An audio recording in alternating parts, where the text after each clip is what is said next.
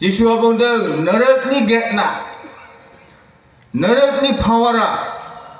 बा गोथैनि पावारा बेखौ नष्ट खालामनो हानाय नङा। It lasts ever and ever.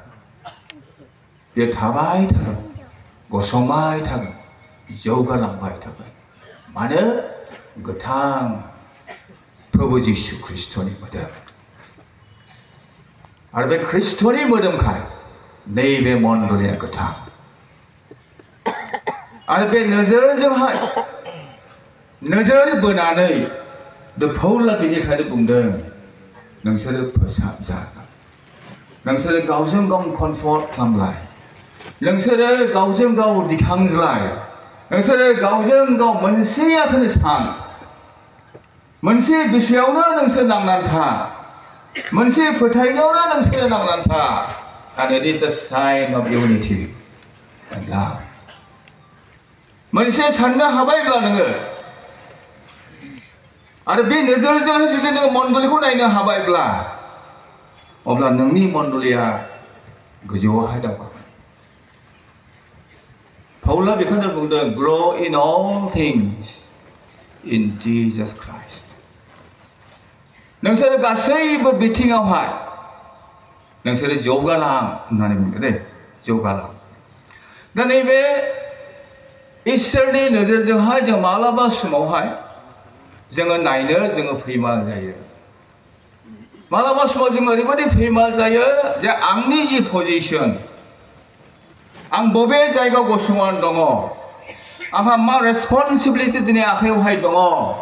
बे नोजोरखौबो जोङो नायनो थाखाय माब्लाबा समाव जों फैमाल जायो grow in all things in Christ पौला बे खोथाखौ बुंदों एफिसियानि 4:15 खोथाया नोंसोरो गासैबो बिथिङावहाय ख्रिस्टनावहाय नोंसोरो जौगादो बे जौगानाया मोनसे not only at a spiritual growth जोंनि आत्मिकता धार्मिकताबो जौगानाय नङा दिनैहाय जोङो बे संसारावहाय दङ जिसुआ प्रार्थना खालामदों सोरगोआव थांनायनि आगोल आङो बिसोरनि थाखाय फोरबो बेखौल' आं प्रार्थना खालामा नोङो बिसोरखौहाय संसारनिफ्राय बोखारनानै लां आं बेबायदि प्रार्थना खालामा किन्तु प्रभु आं प्रार्थना खालामो नोङो बेखौहाय बिसोरखौ नों पवित्र खालामदो गासैबो गाज्रिनिफ्राय नोङो रैखा खालामदो प्रभु इसोर बेबायदि प्रार्थना संसारनिफ्राय थख' खालाम बिनि थाखाय बे प्रार्थना खालामाखै मानो जिसुआ मिथिगौ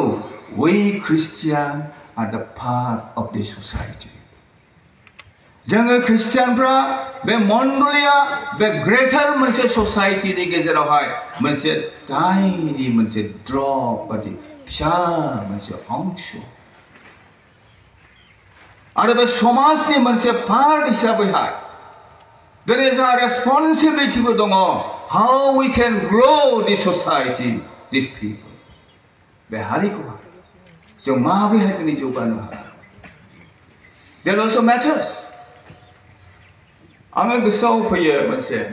मोनग्रा किन्तु बाइबेला बुंदों बे पिस मेकार माथाइनि 5:9 मथि 5:9 মিলনকারীবিলাকে ধন্য होननानै बुंदों কিয়নো তেওঁলোকে ঈশ্বৰৰ সন্তান বুলি প্ৰখ্যাত হ'ব जायफोरानोखि मिलायनायनि खामानिखौ मावो मिलनकारि बिसोरो धन्य बिसोरो बाख्नाय बोर होजाग्रा मानोना बिसोरो इसोरनि बिसा होननानै मख'जागोन इसोरनि बिसाजो होननानै मख'जागोन इसोरनि बिसाज्ला होननानै मख'जागोन मानोना बिसोरो शान्ति मेकार पिस मेकार not only peace lover but peace maker मोनथाम डाइमेंशनजों जोङो पीस मेकारजों जानांगौ peace make yourself peace with God इसोरजों शान्तियाव नों थाबाय था इसोरजों नों सोमोन्दोआव थाबाय था इसोरा जायनि थाखाय महान बेखौ नों जेब्लाबो नों सिखार खालामनानै थाबाय था इसोरनि राजत्वनि सिङावहाय नोङो था जीवन जापन खालाम बे जाबाय इसोरजों नों गावखौ पिस मेक खालामबाय शान्तियाव नों लाबोबाय इसोरजों नों स्थापन खालामबाय शान्ति सुक्ति खालामबाय You are peacemaker with God. 2 number peacemaker जोङो मा जानांगौ जोङो इनार जीवनावहाय जोंनि बे व्यक्तिगत जीवनावहाय जोङो peacemaker जानांगौ होननानै बुंदों मानोना जोंनि अन्तरा जोंनि जीवना conflicting संघर्ष फैबाय थायो जोंनि ख्रिस्टियान जीवनावहाय पौला बुंदों आङो जेखौ मावनाङा आङो बेखौसो मावो जेखौ मावनांगौ आं बेखौ मावा होननानै बुंदों I am wretched आं दुखुथिया हाय आंखौ सोर बेनिफ्राय बासायबावनाय कनफ्लिक्ट बाइबेला बुंदों नोंनि अन्तरा बयनिख्रुइ थगायसुलासिन आरो बे अन्तरा नोंखौहाय पापावहाय लांगोन बे अन्तरा नोंखौ थैनायावहाय लांगोन मानोना बे अन्तरा डिसिटफुल थगायसुला आरो बे अन्तरजों नोङो दैदेन जाबायब्ला नोंनि जीवनावहाय कठिन समा सफैगोन मालाबा समावहाय जोङो बे खुगाजों जों इसोरनि बायखौ बुङो मालाबा जोङो बे खुगाजों सोरखौबा जों रायो बे खुगाजों जों इसोरनि मेथाइखौ जों रोजाबो इसोरखौ जों बाख्नायो रोजाबनानै आरो बे खुगाजों जों सिनेमानि जों गीत रोजाबो कनफ्लिक्टिं लाइफ संघर्ष जीवन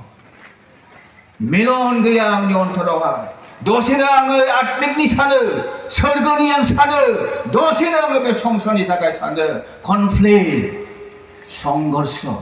पौला बुंदों who will save me from this सोर आंखौ बासायनाय बेनिखायनो मिलनखारि जा जोंनि अन्तरावहाय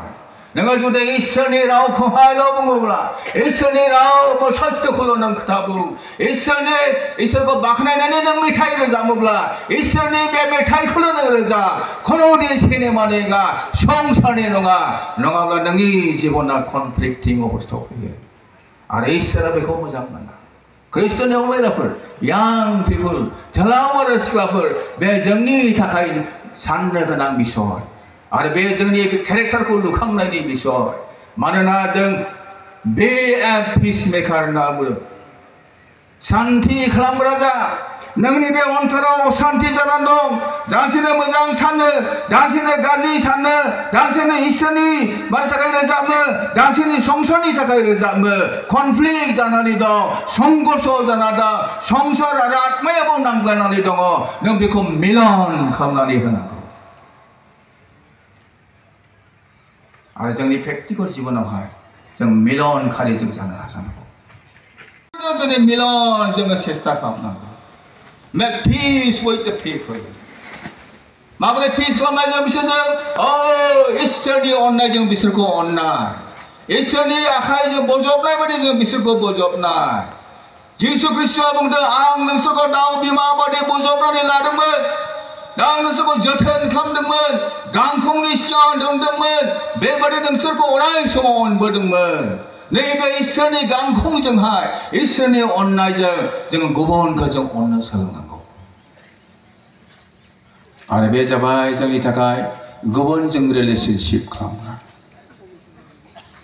जों मिलन जानाय आरो मा खालामनांगौ जोङो बे मिलनखारिनि दायित्वखौ दिनै इसोरा जोंनो होबाय होननानै बुंदों नंगौ नाङा जिसु ख्रिस्ट'आ बे संसाराव फैनानै मिलन खालामबाय